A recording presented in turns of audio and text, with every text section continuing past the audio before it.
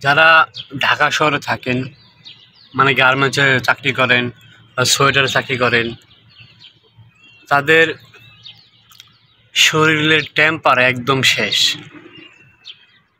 তারা আসলে বসে থাকতে থাকতে, লাইটের নিচে থাকতে থাকতে, ঘরের ভিতর থাকতে থাকতে তাদের শরীরের টেম্পার শেষ। আসলে তাদের কি করণীয়? আসলে তাদের কিছু করণীয় নাই, কারণ গরিব মানুষ, আমরা সবাই গরিব মানুষ, এই কারণে তো গার্মেন্টস চাকরি করি। যারা গার্মেন্টস চাকরি করে বা আমি চাকরি করি, তারা আসলে খুবই অসহায়। তারা প্রতি মাসে টাকা ইনকাম করে, দোকান বাকি দিয়ে শেষ করে দেয়, ডাক্তার মেডিকেলের টাকা দিয়ে শেষ করে দেয়, রুম ভাড়া দিয়ে টাকা শেষ করে দেয়, টাকা জমেও না, ভবিষ্যৎ অন্ধকার। সবচেয়ে বড় সমস্যা যেটা, সেটা হচ্ছে তাদের শরীরের কন্ডিশন। তাদের শরীরের অবস্থা খুবই খারাপ। একজন গার্মেন্টস চাকরি করার লোক, ছেলে এবং মেয়ে হোক, যেই হোক, আর দেখবেন দৌড়াতে পারবে না, মানে দৌড়ানোর মতো কোনো ক্ষমতাই নাই। তাদের পেটে চর্বি দেখবেন, পেট দেখবেন বড়, প্রচুর পরিমাণে চর্বি, আর তারা প্রচুর পরিমাণে তেলের খাবার খায়। তাদের শরীরের অবস্থা খুবই খারাপ, তারা দৌড়াইতেই পারে না। তারা প্রতি মাসে মেডিকেল ডাক্তারের টাকা দেওয়া লাগে, প্রতি মাসে। মানে তারা ভিতরটা, তাদের শরীরের ভিতরটা একদম শেষ। মানে তারা আলো বাতাস কিছু পায় না।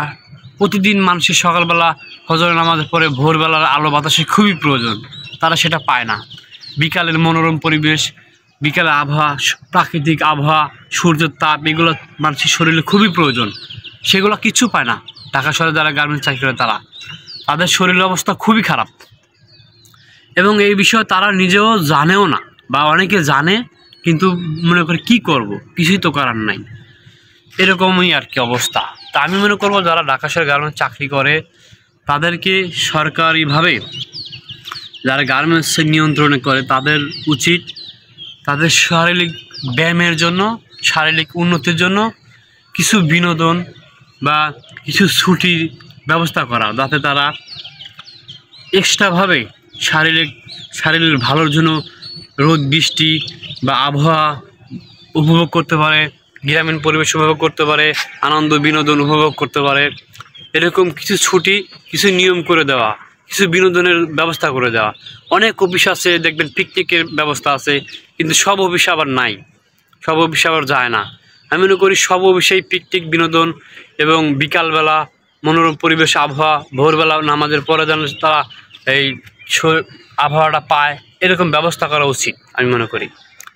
আর বিশেষ করে গার্মেন্টসে আরেকটি কমন সমস্যা, তারা তাদের সন্তানকে সঠিকভাবে মানুষ করতে পারছে না।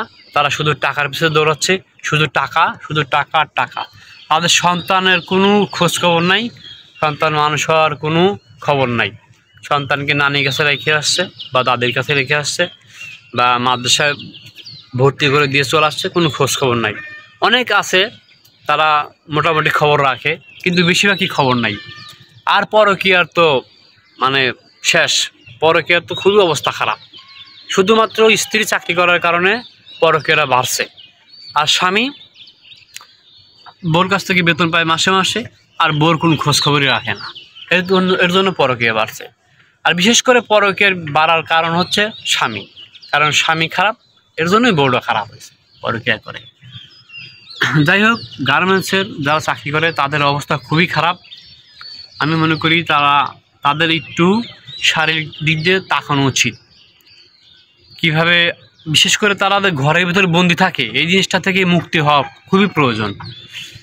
মানে তারা সব সময়, মানে সকালবেলা যায়, সে রাতে আসে, এভাবে যদি 5 বছর, 10 বছর, 20 বছর চলে, তার শরীরে কিচ্ছু থাকে না।